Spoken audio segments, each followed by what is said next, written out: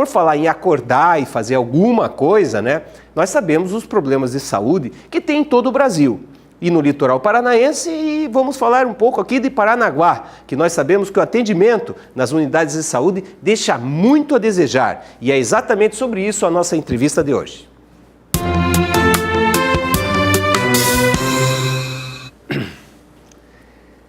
Bom, hoje estou recebendo aqui a doutora Carolina Brusamulin, ela que é odontopediatra e também é especialista em saúde coletiva. Isso.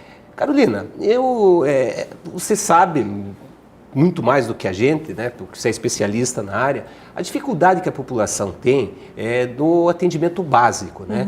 Porque a primeira unidade de saúde que a população deve procurar são os postos de saúde, conhecidos como os postinhos de saúde. E qual é a avaliação que você faz do atendimento que é dado à população? O que na tua opinião, pode melhorar para atender melhor a população?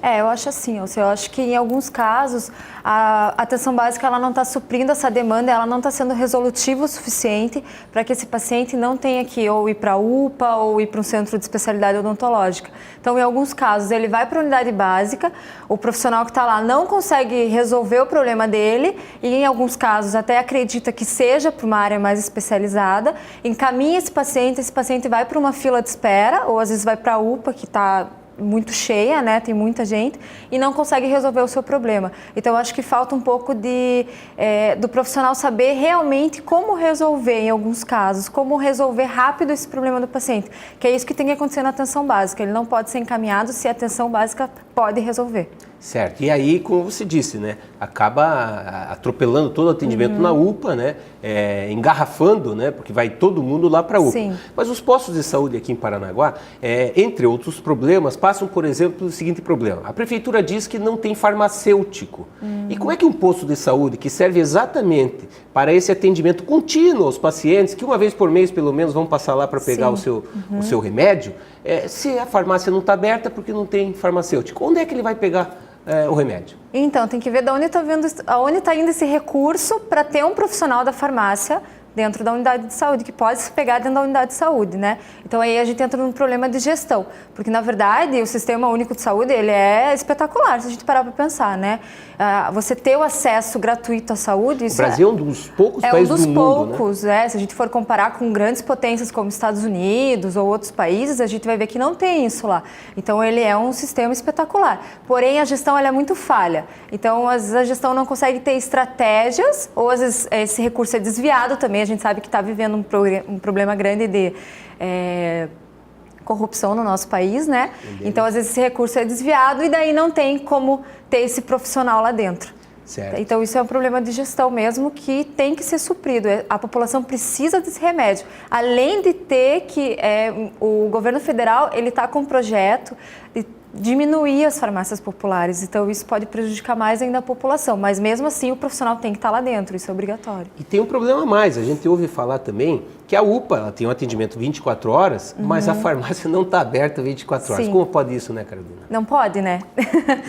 Tem algumas secretarias de saúde que já estão colocando a farmácia dentro da UPA para facilitar isso para o cidadão. Então precisa ter, não tem como. Senão como é que você vai depois complementar esse teu tratamento, né? Fica um atendimento manco, né? Fica. Porque sem medicamento não é um atendimento completo. Fica. E a gente sabe que o atendimento particular é caro. Então, muitas vezes, a pessoa não vai ter acesso mesmo, ela precisa. Uma outra pergunta, doutora Carolina. Paranaguá é uma cidade que tem 150 mil habitantes, mas nós temos apenas uma UPA, que, como já sabemos, é um atendimento absolutamente engarrafado, uma demanda muito maior do que as condições têm. Como é que a cidade pode ter mais UPAs?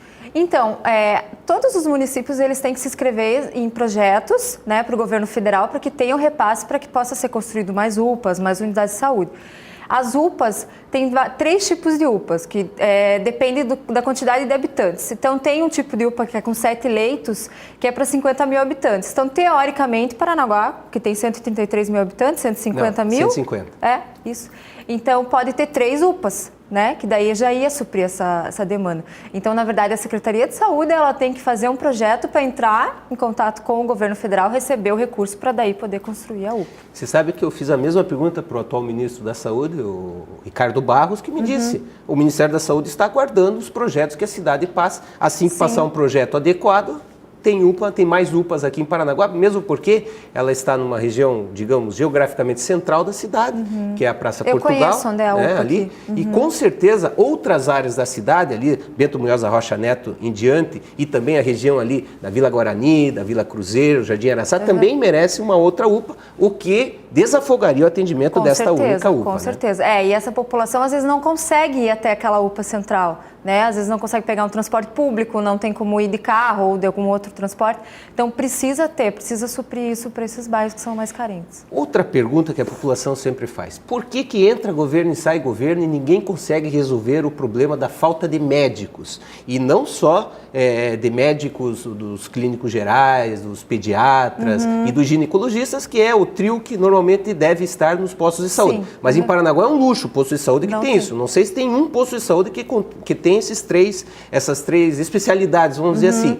Mas os especialistas em geral, né? Ortopedia, cardiologia, isso faz muita falta para a população, né? Como é que o poder público pode resolver isso? É só problema de gestão?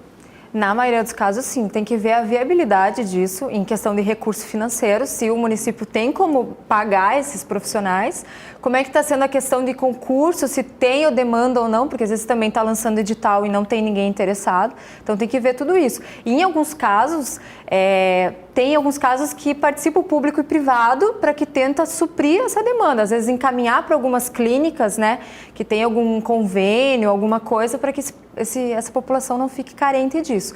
Mas tem que ver realmente qual que é o ponto, o que está prejudicando, se é que não tem recurso para pagar esses profissionais ou se não tem profissional. Às vezes não tem profissional que quer vir aqui e atender, então tem que ver tudo isso, toda essa questão. E veja também, agora nós vamos passar um pouquinho para o Estado, né, saúde do Estado do Paraná. O Hospital Regional do Litoral é um hospital para uma região de 7 municípios, né, uma demanda imensa, gigantesca, e que, por exemplo, não dá condições de fazer qualquer intervenção cirúrgica na área de cardiologia, por exemplo. Isso é normal? Não, o hospital tem que ter todas as especialidades, né? Ele tem que conseguir suprir todas as demandas que a população precisa.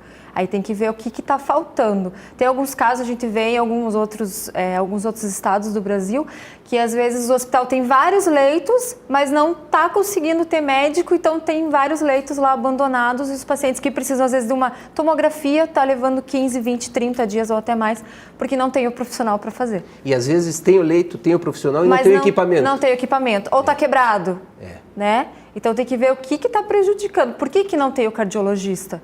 Porque não tem, como eu posso dizer assim, não tem os materiais para ele trabalhar, ou não tem o profissional, ou não tem, ele não está se sujeitando a trabalhar, então tem que ver o porquê, tem que estudar realmente a causa para entrar e ser eficaz em relação a isso. Para a gente encerrar, que infelizmente televisão não temos muito tempo, mas você é uma jovem profissional que se dedica a essa área, você tem otimismo de que o atendimento para a população mais carente possa mudar no Brasil nos próximos 10 anos? Eu tenho, eu acho que assim, passos curtos e passos pequenos, mas eu acho que dá para mudar bastante coisa, mas tem que ter pessoas que realmente vistam a camisa do Sistema Único de Saúde e encarem de frente para que isso mude. E talvez difícil. Competência na área de gestão, né? Pessoas com experiência. Eu acho que a parte de secretarias e municípios ou estado tem que ter gente que realmente entenda de gestão em saúde e que trabalhe na área, ou já trabalhou, como a gente chama, na ponta, né? Já trabalhou na unidade de saúde para entender o real problema disso. Eu acho que não dá só para conhecer da teoria, tem que conhecer da prática também. Muito obrigado, doutora Carolina Brusamolin, ela que é odontopediatra e também especialista em saúde coletiva. Muito obrigado por atender o nosso convite. E venha outras vezes aqui, que tenho certeza que vai esclarecer sempre pontos importantes para a saúde da nossa população. Com certeza, obrigada. Muito obrigado.